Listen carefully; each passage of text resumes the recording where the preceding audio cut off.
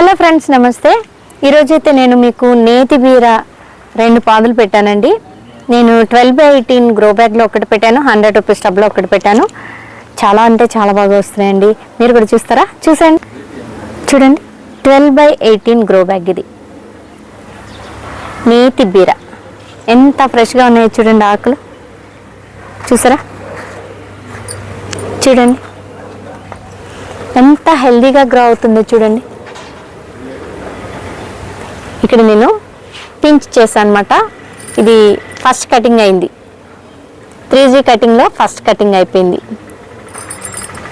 చూసారా? అలాగే ఇక్కడ చూడండి, 50 రూపీస్ టబ్లో పెట్టాను.